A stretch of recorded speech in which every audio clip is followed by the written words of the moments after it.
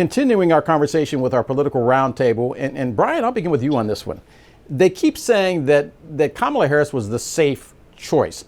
How can you be an African-American female in this country, overlooked for centuries, and then one day wake up and find out that you are a safe choice? That's like bus drivers and janitors waking up and understanding in COVID-19 they were essential workers.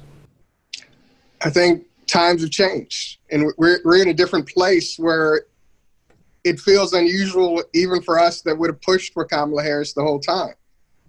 We're in a place where racial justice makes a difference. It moves the dial. Doesn't only move the dial a little bit, but it's a necessity.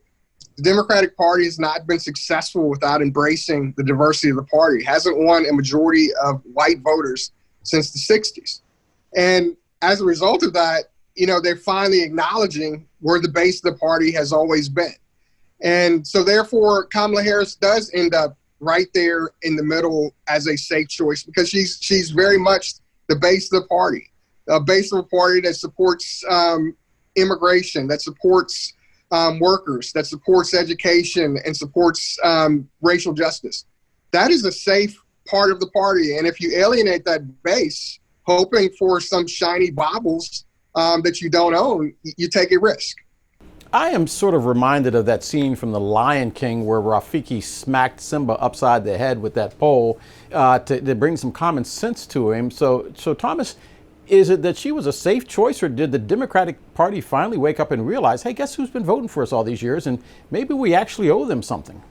Yeah, well, I mean, there's two things, right? Like African-American women play a significant role in the Democratic Party, but like Angela Ross said, if black women were Jesus Christ, then Joe Biden would be Lazarus, because they raised his campaign from the dead.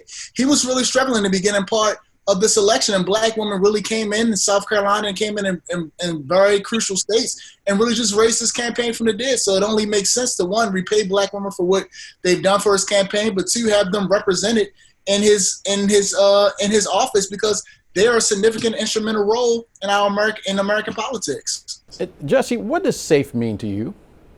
Okay, so let's be clear. First of all, safe means that I have to also mention my wife is an AKA and a Naval Academy grad. So y'all are about to get me in trouble for everybody else mentioning it, and I did not. But I got one up on y'all. My mother-in-law's an AKA as well from Southern University. So safe means that Democrats have finally figured out that they cannot take anyone for granted.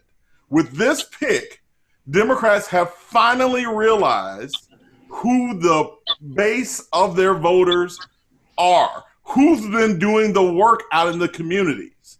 By choosing Senator Harris, Democrats are finally saying to the voters who show up for them every single time, we see you, we acknowledge you, and you are important to us. They've never actually said that before in any major way like this. So this, but I wouldn't even call it a safe choice. It's the smart choice. Now, the catch is, if for some reason the Biden-Harris ticket doesn't win, Democrats will point to this election and say, see, we gave y'all a chance to prove how powerful you were, and it didn't work. Why should we do it again? So this is a really important election for black women. Brian, one of the things that fascinated me was Jim Clyburn, the congressman from South Carolina, saying that he was asked why Kamala Harris didn't fare well with black voters during the primary. And he said that people in South Carolina were saying to him before the meteoric rise of Joe Biden that they wanted Biden at the top of the ticket, but they wanted Kamala in the vice presidential slot. Are black voters being given enough credit for being smart enough to figure things out, maybe playing three-dimensional chess as opposed to checkers? Not necessarily. I think black voters are pragmatic. We have a lot on the line in this election. And it's do or die for us. I mean, our lives depend on getting this election right. And because of that, the amount of risks that people were comfortable taking was very limited. If the prototypical candidate to win a presidency in the history of this country is a white male of certain experience, then that's what they were going to vote for in order to benefit the community in the long term. Now, you had a difference of opinion, in the community. Obviously, it wasn't monolithic.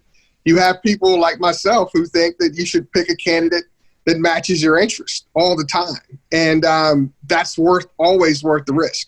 But the combination, I think, and not only the combination of having Kamala on a ticket, but I think there's a huge story in this that Black women really were insisting that there was going to be an African-American woman on this ticket. And they did not back down. They sent letters. They let their thoughts be heard. And I think that this is asserting a power that I don't think goes anywhere. It doesn't disappear. That they have arrived in Democratic politics, and they're going to stay in Democratic politics and enforce what their interests are, like every other constituency has always done. As we go to break, Jesse Holland, I see your wife and your grandmother and Raise You, my wife, who was part of the founders of the chapter of AKA at K-State. We'll be right back.